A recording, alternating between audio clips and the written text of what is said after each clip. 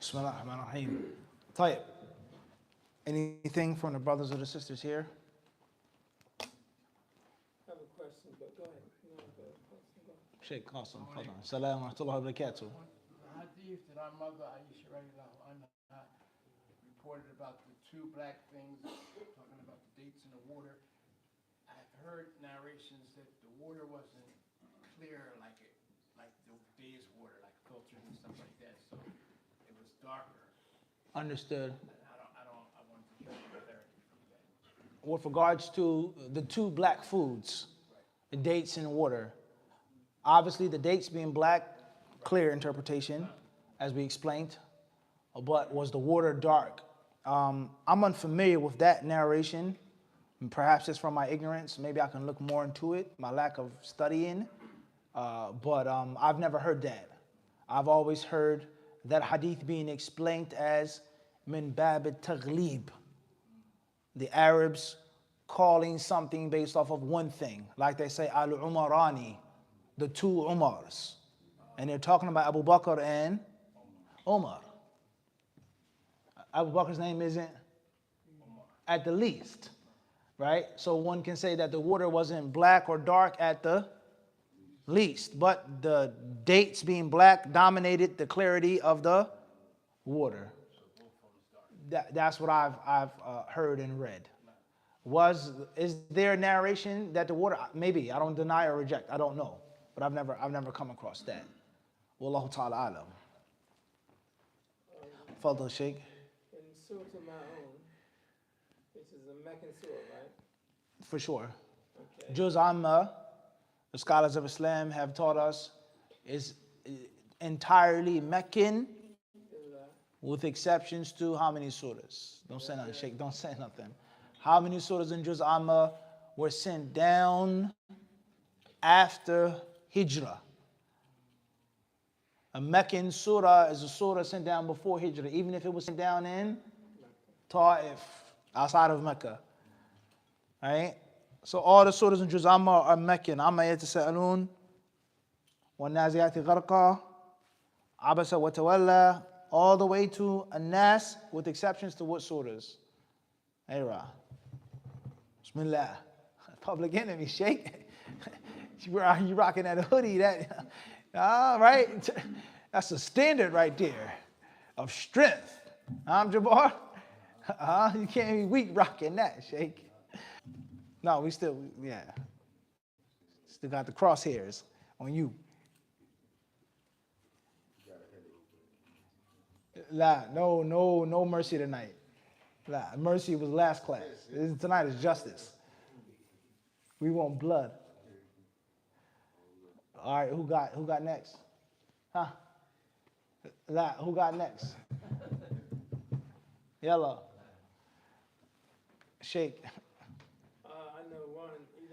إذا جاء نصر الله والفتح. طيب. أبو لطيف.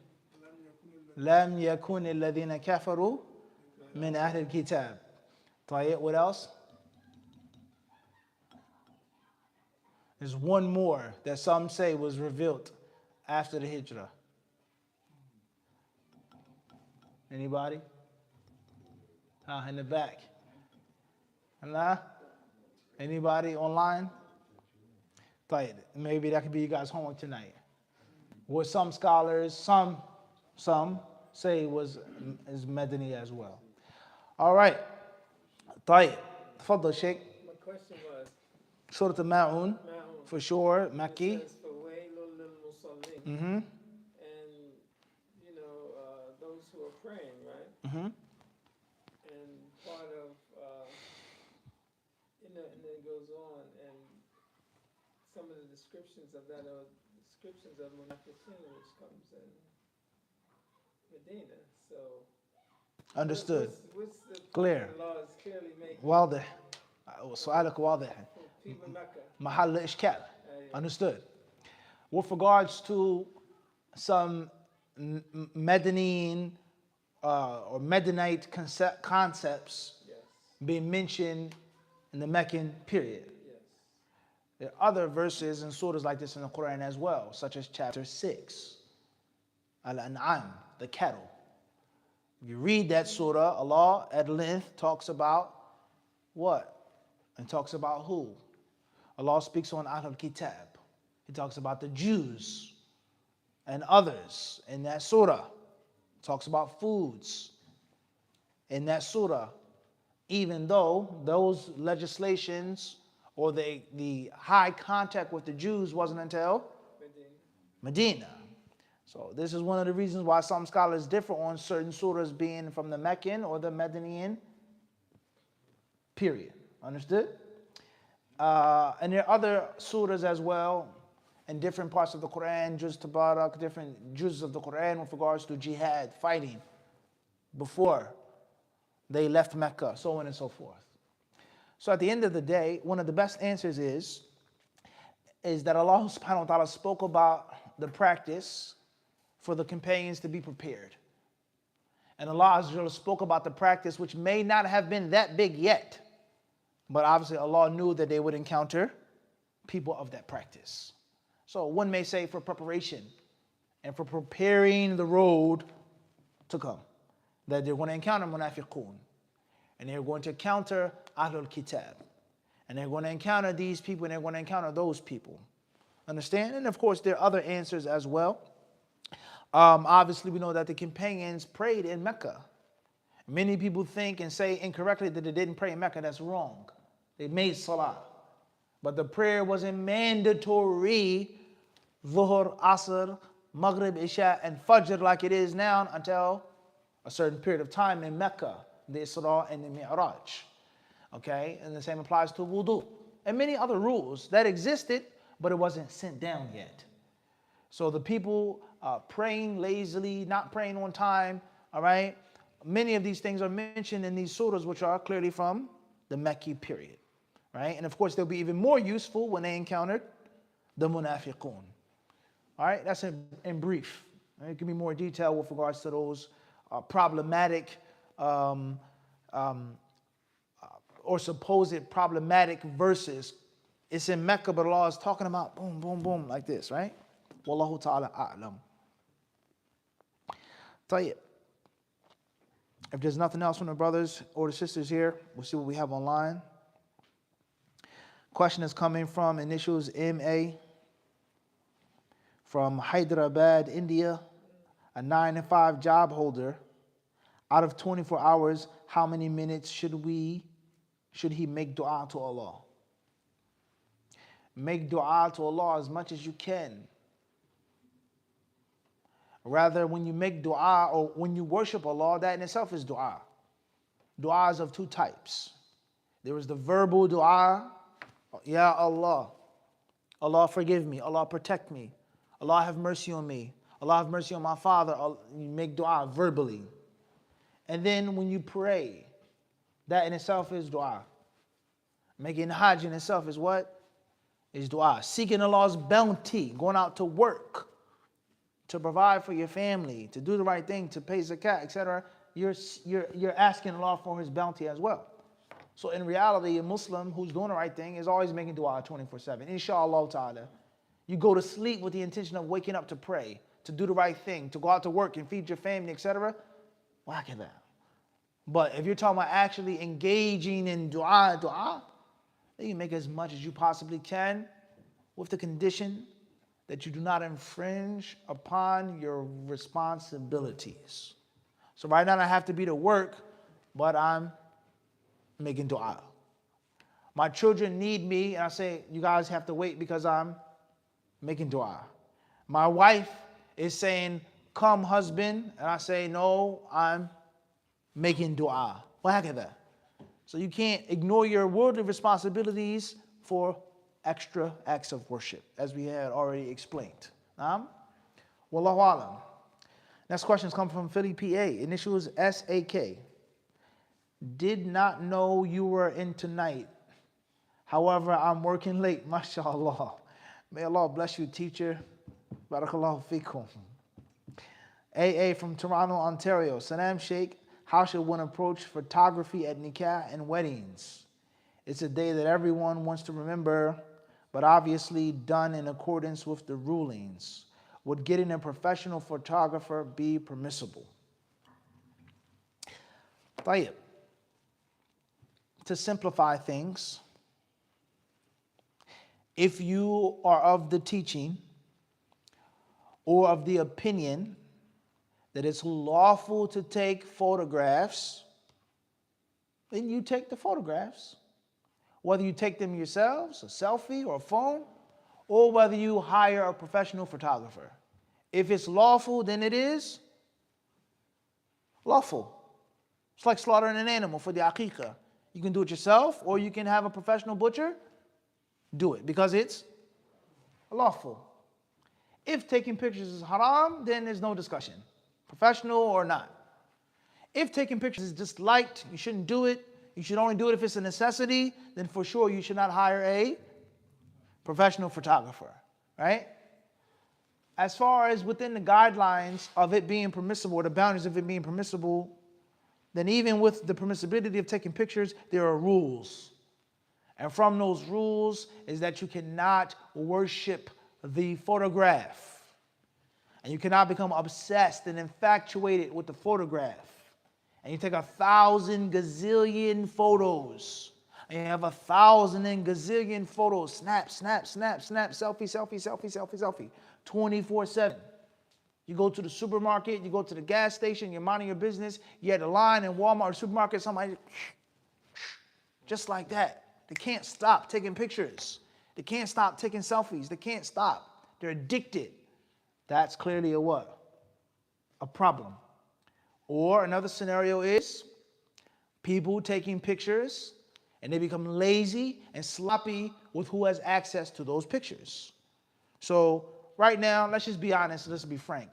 A woman on her wedding day, if she doesn't have the proper knowledge and the proper guidance, she's going to fall into 100 sins. She's going to displease Allah on the day in which she's asking Allah for His barakah. You're asking Allah to give you good health and children and righteousness, and you're displeasing Him. So this man who isn't my mahram, he sees me dialed up, makeup, wearing this is exposed, this is loose, this is tight, I smell like something's wrong now. People that are family friends dancing and this and that. Family friend is not a mahram. Rather, you're who can see you undressed. He's not supposed to see you wearing that tight thing, shaking and dancing, and he's not supposed to see you like that. That's a doorway to evil. So you got to be mindful of the pictures and the videos that you take and who has access to them, and how many pictures have been leaked and videos leaked, and how many men and women are blackmailed because of those leaked pictures and videos. So you wouldn't have to worry about being blackmailed or this being spread if you didn't take it, or if you took it with discretion. Only sisters are allowed. Only certain sisters are allowed to take pictures. 1, 2, that's it. No phones. Leave your phones, check them in, metal detector, do what you got to do. No one is allowed. Eyeglasses, whatever way people record. Pins, metal detector, no pictures or videos. Sister Jamila, she's responsible. I trust her deen. I trust her integrity. Photos, the photos that are shareable will be shared in this group, and that's it. Versus everybody walking around, this sister, she eating, sitting, and next thing you know, she falls asleep with her phone open. And her husband, he rolls over and he says, oh man, that's sister such a thing.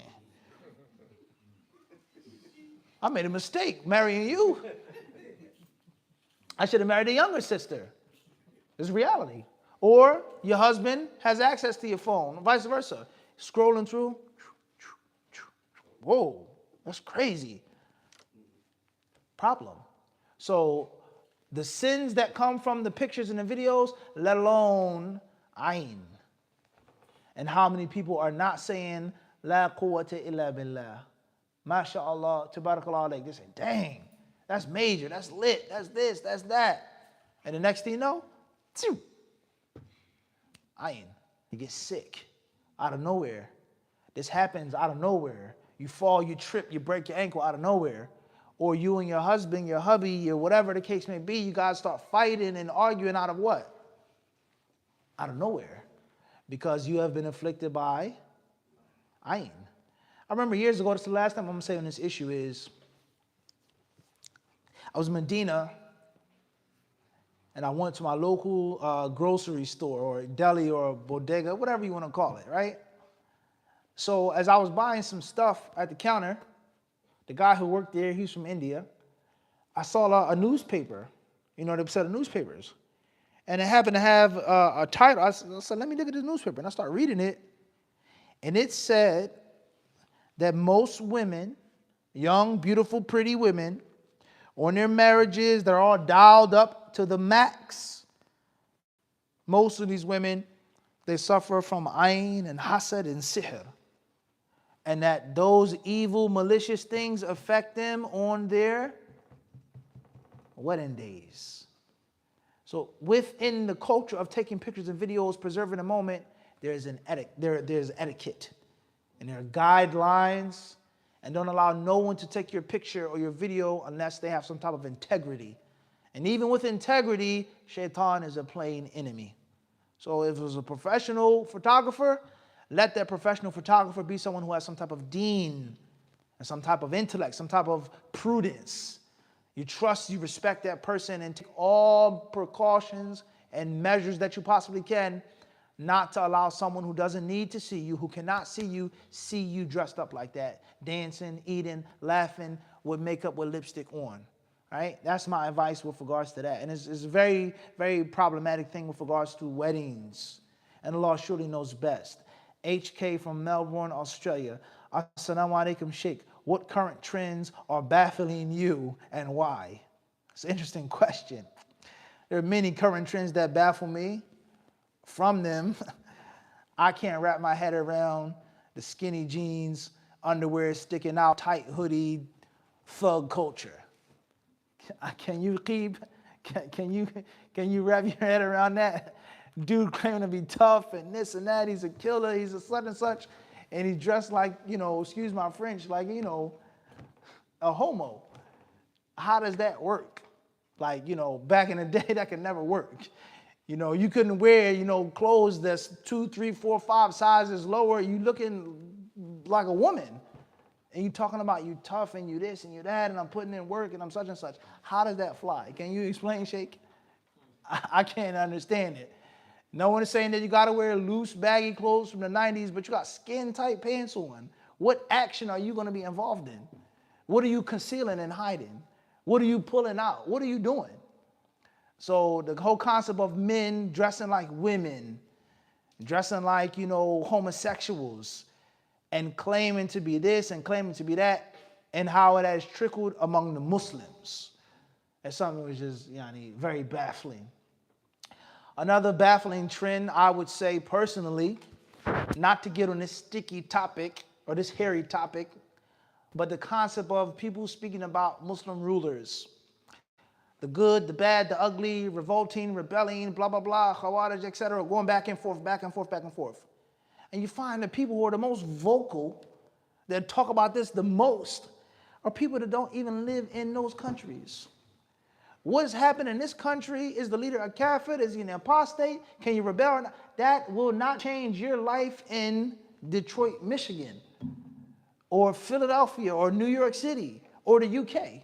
You live in a non-Muslim country, a non-Muslim society, a non-Muslim government, a non-Muslim economic structure. Why are you so infatuated with talking about something that you'll never experience in most cases? And then people, they say, oh, I'm not a scholar on the subject, but they keep talking about it. I'm not learned, I didn't go to school, but they still what? Keep talking about it. I'm not defending this person, but they what? Just shut up. You don't know, you don't have the knowledge. You yourself are acknowledging that you aren't learned. You don't live in this country. Why are you talking about it 24/7? So that's with regards to dawah trends that are oftentimes baffling. And there are many, many, many, many other trends. Those are just two. One worldly, one pertaining to the deen. And Allah surely knows best. If I wasn't asked, I wouldn't have answered the question. Question is coming from initials EC from Stuttgart, Germany. Is it sufficient to clean your clothes with a wet wipe which contains soap from dog saliva? I have to work in an office where a dog is present. Any further advice? Washing the bowl or the cup that a dog had lapped or ladled or ladled from is one thing. A dog licking your hand or your clothes is another thing. You washing out the bowl 7 times, 8 times, different narrations. Once with mud, once without mud, different narrations. That's one ruling. But where's the proof and the evidence stating that if a dog's saliva touches you, you have to wash it 7 times? So therefore, I would say is that if the dog licks you or something like this, you wash your hands or your clothes just once, whether it's directly with water, whether you use a wet cloth, whatever will remove the saliva from your clothes or from your skin. That's first and foremost.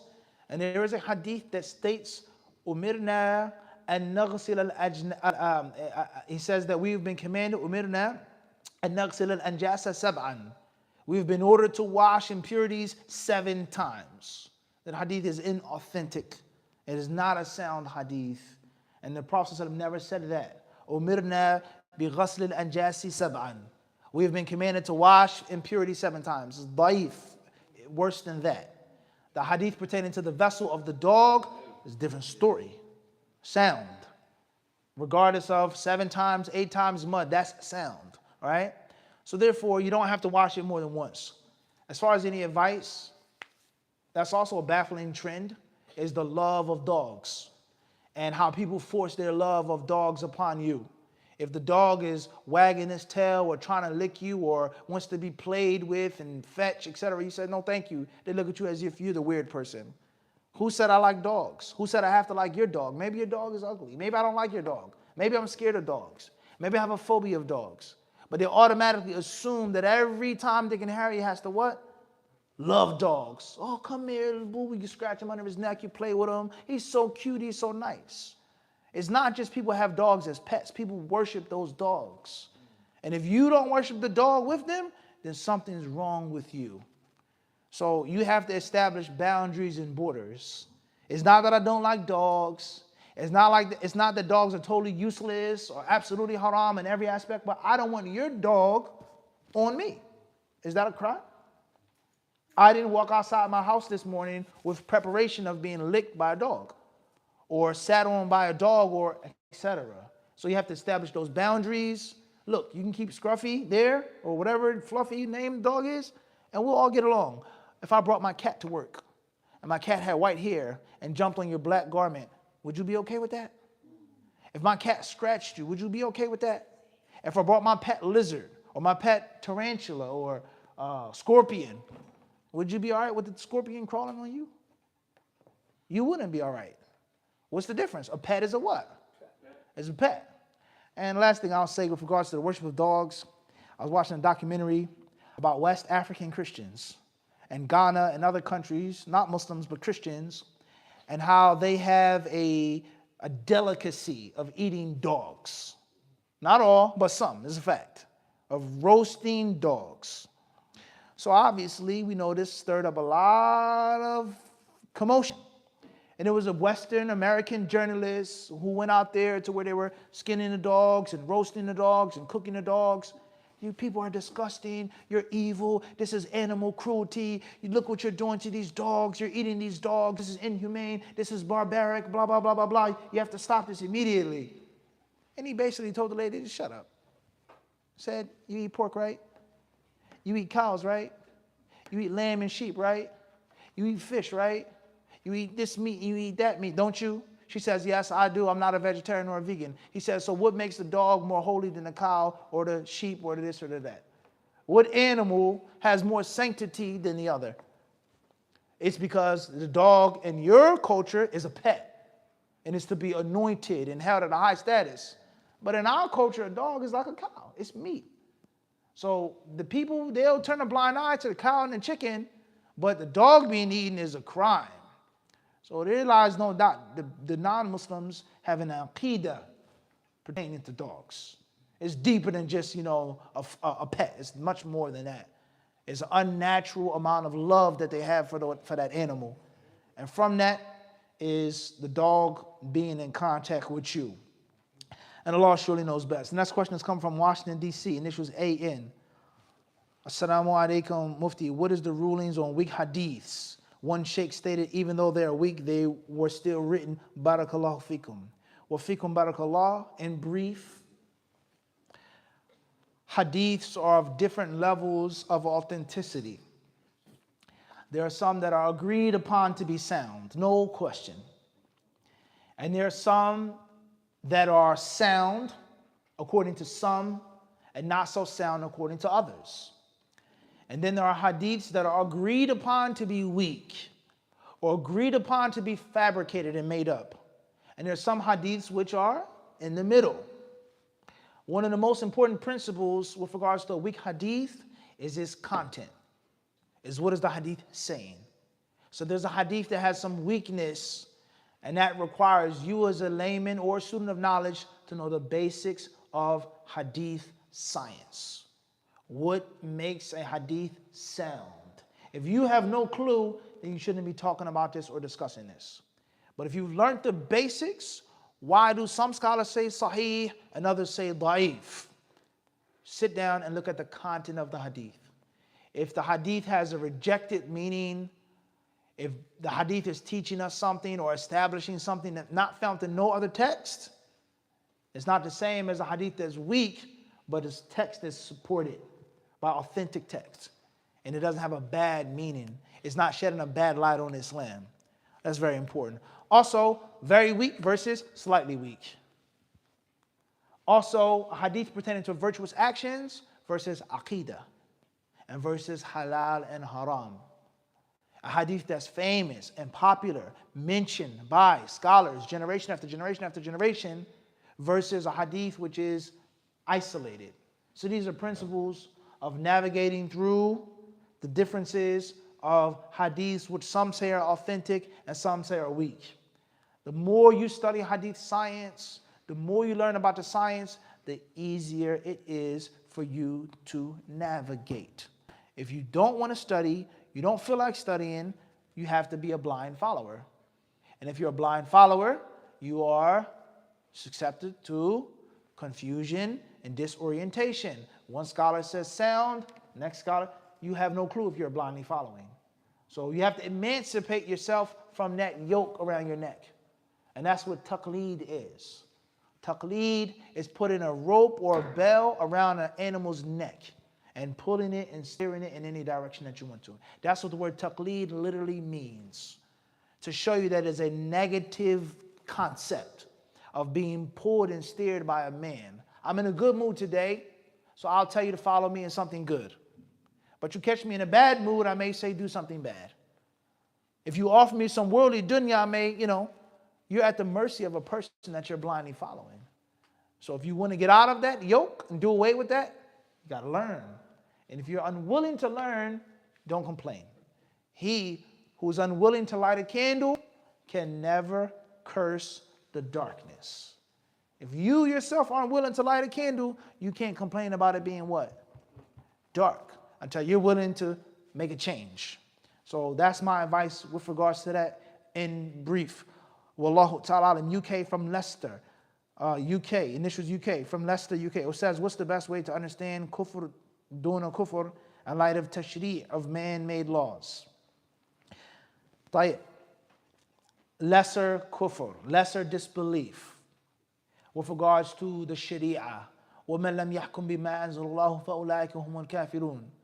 Okay, فَأُولَٰئِكَ هُمُ الظَّالِمُونَ فَأُولَٰئِكَ هُمُ الْفَاسِقُونَ. What is meant by those verses? And if a person rules by what other than Allah has sent down, are they a kafir? No doubt. There are times, for sure, and scenarios in which a person will become a kafir. May Allah protect us from that. And there are other times and other scenarios in which a person does not become a kafir. So for argument's sake, and to keep things brief, there's a difference between a scholar or ruler making a mistake and an error versus him making it law. Codified law. This is the law now. You can no longer do this. Not because of precaution or preventative measures, but it's now abolished. And this is what cannot be done in this country. And there's also a difference between one single law versus the general constitution and the fabric of the legal system and the judiciary system being altered and changed. There's a difference. So there are different scenarios and different detailed scenarios. In most cases, people who talk about man-made laws are going to be on one side of the extreme. Zealots, everything is major kufr. If this sin is in this country, this mistake in this country, kafir. And then there's zealots on the other side, nothing is kufr. There is no kufr, the leader is never a kafir, it's an excuse, maybe, and they just wash away that concept from the deen. And the truth is always in the middle between what? Two extremes. So there are different scenarios in which it can be a sin, no doubt. And there are other scenarios in which it is a sin that takes you out the fold of Al-Islam. Once again, don't busy yourself with that too much, especially if you live in the UK. Because for sure your leader is a kafir. And your country for sure is a what? Kafir country. So it makes no sense you being busy day and night with something that is far from practicality. But we do not say that you have to be deaf, dumb, and blind. That's another side of extremism. Oh, don't worry about those things, brother. Don't talk about that. That has nothing to do with you. Just pray. Just do the right thing. La, la, la, la, la. Muslim has to know the truth. And Muslim has to acknowledge the truth. And the Muslim isn't some, hear no evil, see no evil type of guy. So balance. Moderation. Wallahu a'lam. Tayyib, last question that we'll take tonight says, can we eat, initials AA from the Bronx, can we eat meat at any restaurant in the West? I would say no. For sure. You can't eat any meat. Can you eat some meats? Yes. In Western restaurants. This is our last question tonight. And we spoke on this issue before. But a few brief details. And once again, please don't forget the style of extremes. There's one extreme, you can't eat nothing in no restaurant. Period. Everything's haram, it's all hidden their head meat. And then the other extreme, you can eat anything from the Western restaurant. They're Jews, they're Christians, McDonald's, Applebee's, Hardee's, KFC, no problem. New York, strip steak, sirloin, tender, no problem. 16-ounce, 30, whatever, no problem. Ribeye, it's all good as long as it's not pork. And that's an extreme. And the truth is always going to be in what? In the middle. So I remember once I was working in a supermarket. Some of you may remember. It was on 43rd and Market. And my job at the time, this was right before I went to Medina. Right? I finished high school. I was ready to go to Medina. Quick little summer job or whatever, among other summer jobs, to, have more money. So I was in a supermarket. And obviously it's a non-Muslim supermarket now. It's not a Muslim supermarket. It's not a Middle Eastern supermarket. And I was, clean up, stock the shelves, blah, blah, blah, blah, blah.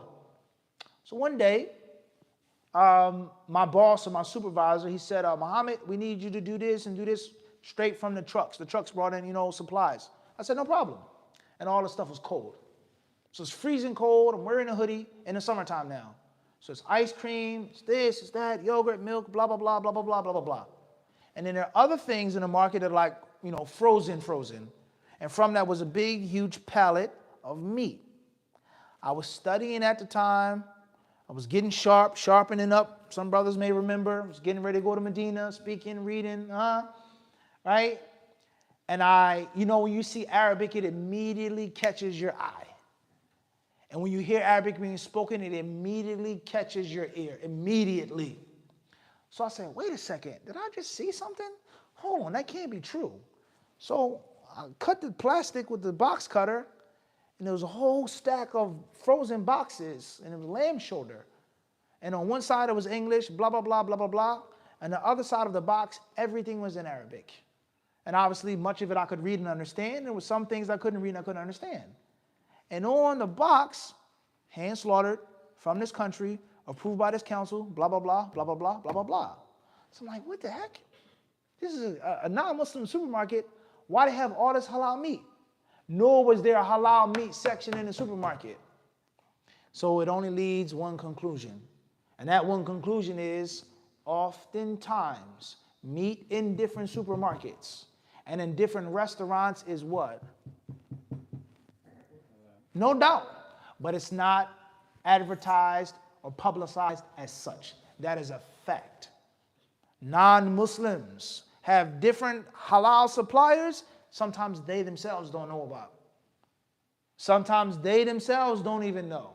Funny story, another story, which hopefully proves the point. One day I was in a parking lot with, my family or whatever, and we saw Popeyes. And Popeyes was getting, its supplies in this big truck, a chicken truck. And the chicken truck was a halal chicken truck with the Arabic, blah, blah, blah. So I'm like, man, they got halal meat, halal chicken there? Inshallah khair. So we investigated the company. The company clearly supplies halal meats. So we called Popeyes. So we said, hello, do you guys have, do you serve halal chicken? She said, no, we just got crispy chicken here. I get the moral of the story is that the lady working there had no idea or no clue about what? Halal meat. But there's a big possibility their supplier was giving them what? Halal meat. So the moral of the story is, and there are other stories I have, which I'm not going to mention because of time, is that you can't say that all meat in all restaurants is haram. Because the kuffar themselves have halal meat and they don't know about it. But the problem comes in, are you willing to gamble and roll the dice? And there's some restaurants which are not Muslim restaurants, but they have halal options. All right? So therefore, as a rule, if you know for sure that the meat is slaughtered by a Jew or a Christian, that's one scenario. If you think or feel, it's another scenario. The default in this country is that it's halal or haram. And among the Jews and the Christians, who's practicing their religion, which has been warped and twisted and messed up, but who's actually a religious Christian? Well, how many Christian women do you see covering modestly, going to church, wearing a loose dress? You understand? How many people do you see following the rules and the teachings of their Christianity or Judaism? So even if there are Jews and Christians, people argue about that. Are they taking a sharp blade across the animal's throat? Or is the USDA mandating that the animal be shocked and the animal be hung and the animal be suspended for 7 minutes? 7 minutes, they say, between the original shock bolt and the actual butcher knife across his throat. How long is the animal living or dying? Is the animal dead before you cut its neck or not? And that's another argument to be made, is that many people who work in the slaughterhouses in the United States have been proven to be what? Muslims. That's a fact on paper. So it's detail. I wouldn't go into McDonald's or KFC and eat the chicken. I wouldn't. I would suffice myself with the halal that's clearly halal, but don't think it's sweet, because there's a lot of fraud in the halal food industry. A lot of counterfeit. And you can go online, you can read documents or articles, and you'll be shocked how much fraud exists in the halal game. And the last story that I will mention, even though I said I wasn't going to mention no more stories, is a story from New York. It's a Muslim guy and a Hindu guy. The Hindu guy, he wasn't like a super duper Hindu like that, just born and raised Hindu. So he wanted to open up a business. So he ended up opening up a laundromat. And his Muslim friend, he saw him open up the laundromat. He says, oh, that's cool, But he says, I have a question. He says, yeah. He says, what's up with the title of the laundromat? He says, what about it? You know what the title of the laundromat was? Halal Laundromat. So he asked him, he says, well, that's wrong. It's not got nothing. He says, listen, bro, I've noticed that whenever Muslims see the word halal, they spend. They come. They ask no questions. They spend their money. So you don't think that the kuffar are going to take advantage of that? You don't think they're just going to stamp a halal sign on it? You don't think they're just going to put halal on a cart and the meat is no different than Purdue or Tyson or any other company? So be mindful, right? And if you choose an opinion or side, that's cool, but don't abuse and bully what? The next man. In your household, no problem. No other meats unless we know it's halal. But don't abuse people because they may be following another type of teaching or another type of understanding. And there lies no doubt, when you travel, you realize the hardship of eating. And you may be a trucker, you driving somewhere, what? In Michigan somewhere, and there's no halal food, what? To be found. And Allah surely knows best.